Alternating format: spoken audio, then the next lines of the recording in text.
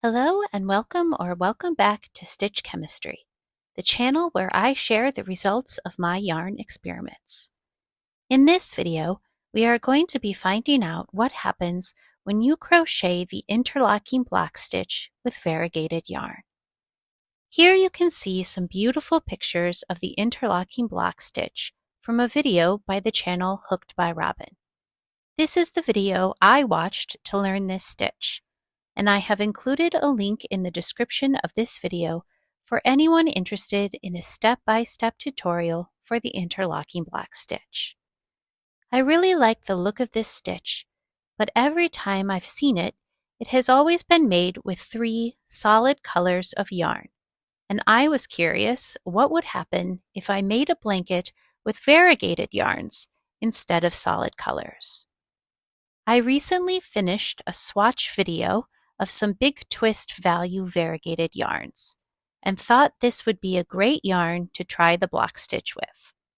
If you're interested in what these colorways can look like in different stitches, you should give that video a watch.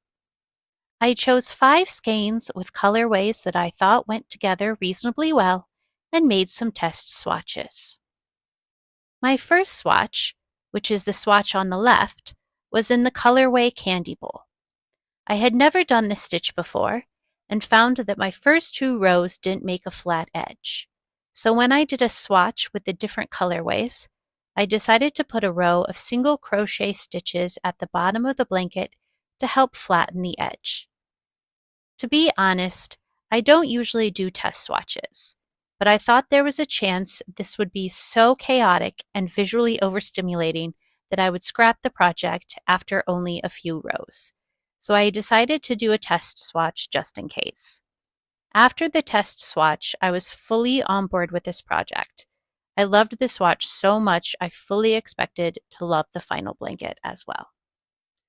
While I was making the first test swatch and realized I wasn't interested in weaving in hundreds of ends, I decided to carry my yarn up the sides of this project and then covered them with a border. I found a partially finished skein of Big Twist value in the color Watermelon that I used for the border, as well as the single crochet rows at the beginning and end of the blanket. I ended up using a bit over 2 ounces of this yarn in total.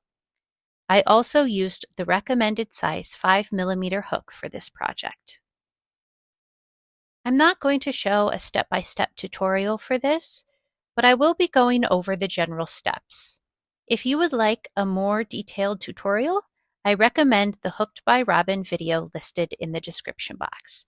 But I do want to note that I did make some small changes to her tutorial because I added a single crochet row before I started the block stitch rows. To start this blanket, I made a chain of 120 stitches, which measured 33 inches or 84 centimeters. I used a multiple of 6 to make sure I would start each row with a chain 3 and end each row with 3 double crochet. For row 1, I put a single crochet stitch in the back bump of each chain stitch. This slightly stretched out the project to 34 inches wide or 86.5 centimeters. I started row 2 with 3 chain stitches, then skipped 3 stitches from the row below and made 1 double crochet in each of the following 3 stitches. You continue this pattern of 6 stitches across the row. Row 3 and forward, you can continue the same 6-stitch pattern. Chain 3, double crochet 3, with the double crochet stitches going into the tops of the double crochet stitches 2 rows below. This is how my project looked after going through each colorway once. As I mentioned earlier, I decided to keep my yarns connected and traveling up the sides of my project so I didn't have ends to weave in. Maneuvering the 5 cakes of yarn was slightly frustrating, but I preferred that to the time it would have taken to sew in so many ends. Here you can see the yarn being carried up the sides. It wasn't very noticeable, but I wanted to add a border to avoid any snagging. I was able to complete 128 rows before my first skein of yarn ran out. I probably could have redone the unfinished row with a tighter tension and been able to get another row out of each color, but my tension had already tightened up a bit and the top of my blanket was a bit more narrow than the bottom.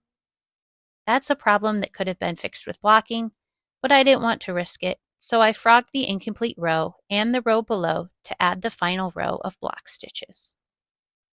In the final row of block stitches, you replace the chain stitches with single crochet stitches to connect the final 2 rows together. So you single crochet into the double crochet stitches from 1 row below and double crochet into the double crochet stitches from 2 rows below. Then I added another row of single crochet in the border color to even out the ends of the blanket. And this is the final body of the blanket. I made a simple single crochet border. After the first single crochet border round, the blanket measured 32 inches wide by 38 inches tall, or 81 centimeters wide by 37 centimeters tall. I added a second single crochet border round and a third to complete the blanket. I ended up using about 1.7 ounces of yarn for the 3 border rounds. The final blanket measured 34 by 40 inches, or 86 by 102 centimeters. I absolutely love this blanket. I usually don't keep my crochet projects, but this one I am going to keep.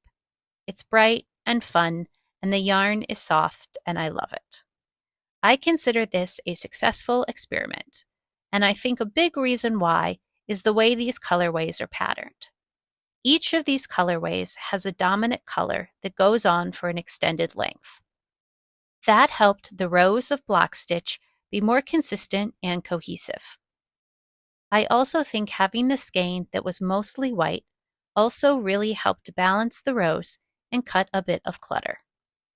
I would love to hear your thoughts about using variegated yarns for the block stitch.